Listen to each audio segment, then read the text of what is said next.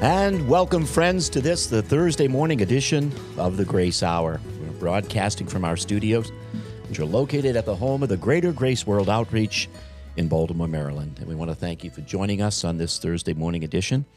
And we hope you'll stay with us for the next 45 minutes or so as we continue to develop a theme that we have, started on our Monday broadcast. And today we'll be focusing specifically on the politics of party lines. Where does the Christian fit into present-day politics, not only here in our country, but around the globe, wherever you may be tuning in and listening to the Grace Hour? What is your place? What's your responsibility? Are you responsible in any way politically? And how does that impact your stand, your position as a member of the body of Christ in your local church? These are the kinds of things that we'll be talking about today and developing along with you, our listening audience. And, of course, a reminder that you can join us live on the broadcast. The phone lines will be open during the entire broadcast, so feel free to pick up a phone and dial one of these numbers. Toll-free in all of North America is 800-338-7060.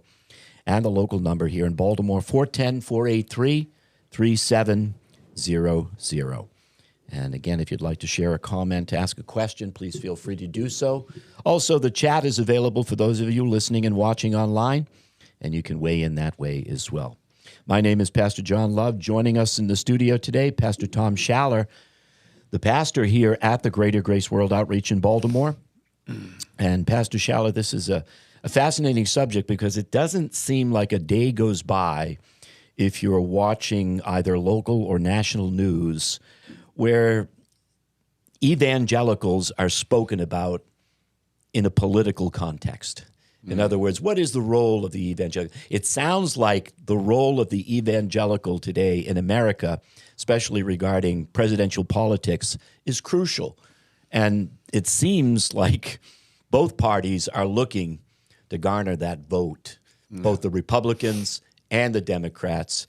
And that, begs the question, where does that put us? How important is our influence in our country today, in our culture today, and from a political point of view? Oh, great. Well said, Pastor Love. Wow, I'm impressed. You can tell I've been watching the news.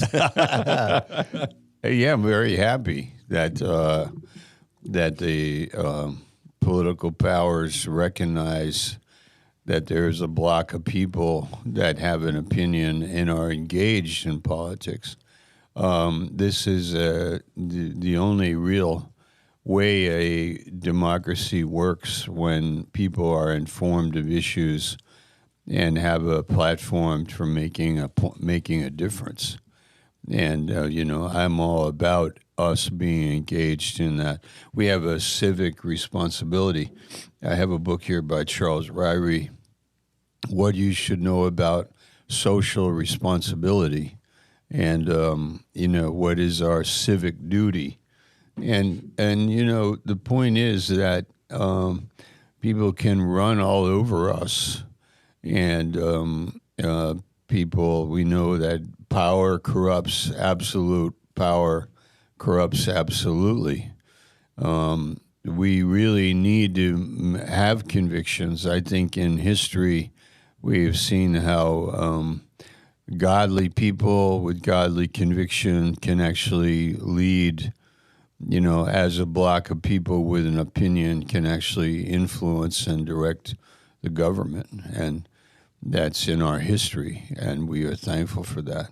It's when there is a dumbing down, when people are consumed with their own appetites, when they're indifferent to injustice and they don't have anything to say about it, or they're afraid of being marked or ostracized, that they don't do anything and they don't have an opinion. Well, better be informed. I mean, slavery was turned around in our country because there were godly people, Christian people, that said it's wrong, and the government that said it was wrong. And on the other side, there were Christian people that say, no, it isn't. So that was quite a a civil war and a struggle, yeah, but look at where it led us, with our Constitution being upheld, and with Abraham Lincoln being the leader that upheld it and directed the country in the right direction. We have many, we have the suffrage movement. We have alcoholism being illegal for a period of time, which really didn't work, and that gave rise to the mafia and the easy speak, places where you could get alcohol illegally. So there are